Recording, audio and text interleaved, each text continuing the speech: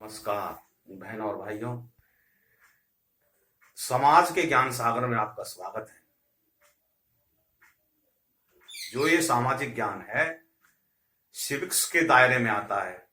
समाज शास्त्र और सामान्य अध्ययन का ये विषय है।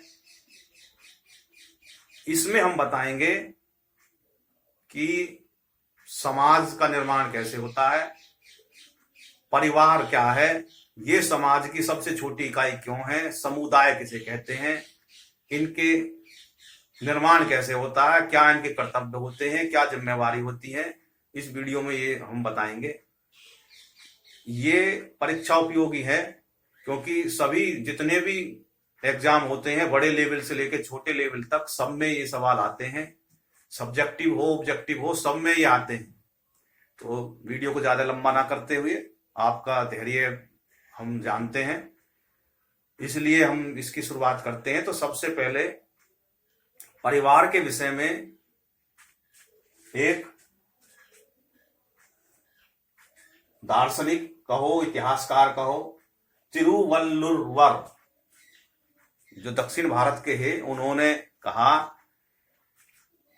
कि परिवार जो है वो प्रेम और धर्म, परिवार में जो है प्रेम और धर्म उस पारिवारिक जीवन के पुष्प और फल हैं। यानी कि कोई परिवार है उसमें प्रेम और धर्म नाम की जो दो विषय हैं वो उस पारिवारिक जीवन के पुष्प और फल हैं। यानी कि जिस परिवार में प्रेम नहीं होगा और धर्म नहीं होगा, धर्म बड़ा विस्तृत विषय है, धर्म कर्तव्य दिखलाता है और प्रेम उस परिवार को एक डोर से बांधता है।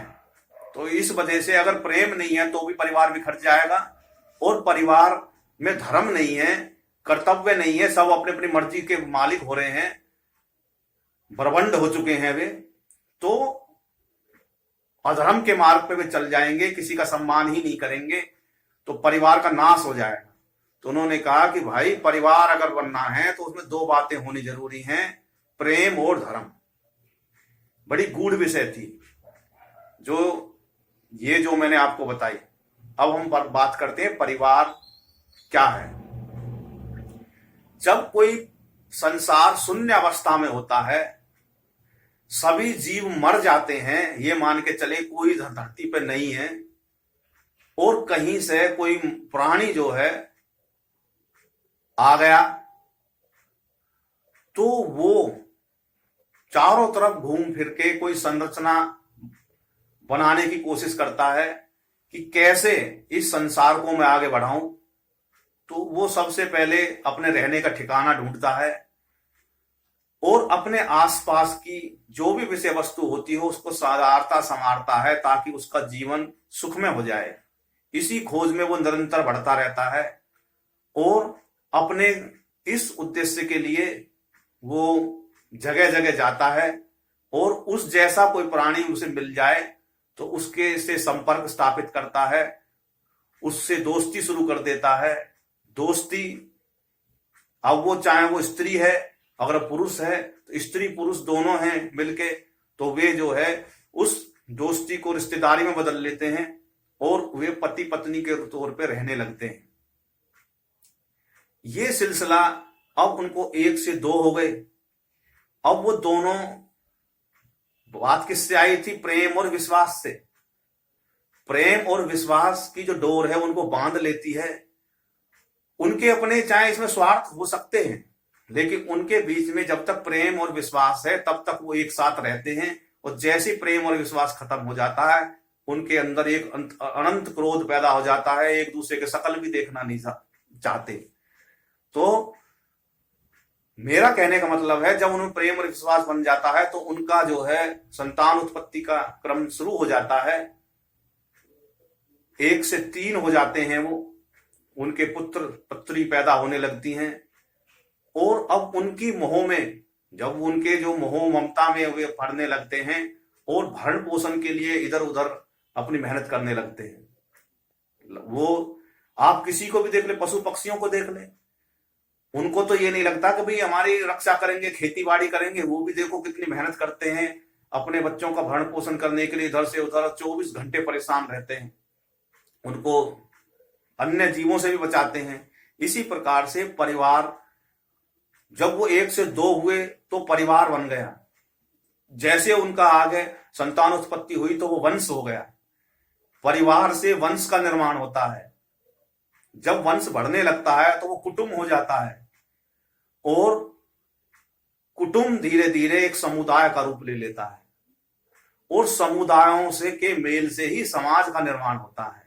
इसलिए जो परिवार है वो समाज की सबसे छोटी इकाई है, ईंट है। जैसे भवन की बिल्डिंग बनती है तो उसमें ईंटों की जरूरत होती है, तो वो जो है वो एक ईंट के तौर पे काम आते हैं। तो इसलिए समाज की सबसे छोटी इकाई जो है, जैसे शरीर की कोशिकाओं से, एक एक कोशिकाओं से शरीर का निर्माण होता है, इस प्रकार से परिवार जो है एक इकाई होती है, समाज की एक इकाई होती है।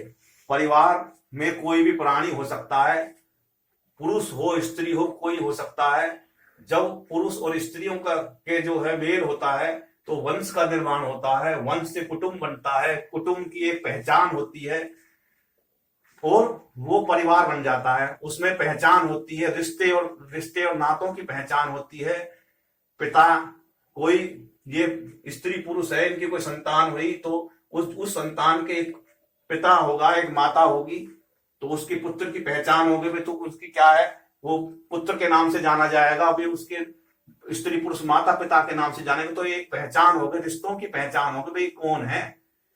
तो रिश्ते पहचान बताते हैं कि उस आदमी का उस परिवार में क्या संबंध है। ये भारत में ही है, ये इतनी पहचान रिश्ते नातों की भारत में ही है, विदेशों में नहीं है, अन्य देशों में नहीं है। वहां पे बड़ी संक्षिप्त शाही विवरण है, अंकल आंटी और फादर मदर और ग्रैंड फादर और ग्रैंड मदर में ही उसको वो फैशन में मोम डैड बोलते हैं, और वो मोम और डैड में ही खोए रहते हैं, और वो ग्रैंड फादर और ग्रैंड मदर मोम में ही और अंकल आंटी में ही, चार ही इन्हीं शब्दों में ही पूरा संसार उनका फंसा रहता है। अब कोई बाहर का आदमी आए तो कंफ्यूज हो जाएगा, नहीं भाई क्या है, वो भी अंकल, यो भी अंकल, यो भी अंकल, यो भी अंकल, जो आंटी आंटी आंटी, बुआ है, मौसी है, सब कुछ है, सब आंटी है, और ससुरा है, नाना है, और सब ग्रैंड फादर है जी, ग्रैंड फादर है जी। कोई पहचान नहीं है, वहां कंफ्यूज है। भारत में क्या है, हर रिश्ते की पहचान है, अलग नाम है उनका। जैसे 2 भाई हैं तो वो सगे भाई का नाम दिया जाएगा, एक ही माता से पैदा है तो सगे भाई हैं, दूसरी माता से पैदा है तो वो सोतेले का नाम उसका रख दिया, वही सोतेला भाई है। और अगर वो पिता के दूसरे भाई के संतानें हैं तो उनका चचेरा भाई कहलाएगा, और उनका कोई मतलब जो है भाई के पुत्र उस दूसरे भाई से संबंध में भतीजा कहलाएगा है। और वहां पे क्या, कजन ब्रोदर, बस उनका नाम दे दिया कजन, कजन दे दिया नाम, कजन हो गया, बवाल हो गया। तो वो समझ में नहीं आता कैसा कजन है। यहाँ पे तो कजनों की फौज है, जो ये मौसी का लड़का, मेरा भाई, बुआ का लड़का, भांजा, बहन के बच्चे भांजे कहलाते हैं, वो भी उनके भी ऐसे ही कहलाते हैं। तो मेरा कहने का मतलब है, भारत में एक एक आदमी की पहचान है, उसकी कहते हैं ना कि बिल्कुल जियो टैग कर रखा सबका उनका नाम, और उनके सबकी जिम्मेदारी बता रखी है कि किन की क्या रिश्तेदारी। तो भारत में क्या है, जो परिवार है वो सबसे छोटी इकाई है। परिवार के सदस्यों की एक पहचान होती है, उनके रिश्ते तय होते हैं और उनकी जिम्मेवारी भी होती है। जब रिश्ते हो गए, बन गए, तो उनकी जिम्मेवारी भी है, भाई तेरी तेरी ये जिम्मेवारी है, तो इस जिम्मेवारी को निभाएगा। जो जिम्मेवारी है उसको कहते हैं धर्म। जो कर्तव्य दायित्व था और उसका कर्तव्य बन गया, वो कहलाया धर्म। ये धर्म है, ये वो धर्म नहीं है कि माला भजना, टीका लगाना। और धर्म बड़ा भारत में विस्तृत विषय है, जगह जगह नाम मुंह से निकलता है धर्म, भाई धर्म है तेरा। तो धर्म की डोर में, कर्तव्य की जो धर्म रूपी डोर है उसमें वो बंधे रहते हैं। इस प्रकार से जब तक वो धर्म की डोर रहेगी और प्रेम रहेगा, तब तक वो परिवार चलता रहेगा। वरना एक दिन कहते हैं कि परिवार को तो श्राप लग गया, वे अधर्म पर चल निकले थे, तो परिवार का नाश हो जाता है, उसको कहते हैं भाई शापित परिवार हो गया ये। तो इस प्रकार से हमने परिवार के बारे में थोड़ी संक्षिप्त जानकारी दी। आप इस जानकारी को कितना ही विस्तार कर सकते हैं, यह अनंत है। मेरा कहने का मतलब है परिवार समाज की सबसे छोटी इकाई होती है। परिवार समाज की मूलभूत जो है सबसे प्राचीन इकाई है। आज जो है भारतीय समाज में कई प्रकार के परिवार हैं, तो ये अगली वीडियो में बताएंगे कि परिवार का आगे क्यों हुआ, क्या उनके नाम हैं, किस प्रकार के और परिवार होते हैं, अगली वीडियो में बताएंगे। हमने प्राथमिक जानकारी ये दी परिवार किसे कहते हैं और उसका स्वरूप कैसा होता है। ये जो है हम परिवार के स्वरूप को अगले वीडियो में समझाएंगे। बहुत बहुत धन्यवाद। जय हिंद, जय भारत, भारत माता की जय।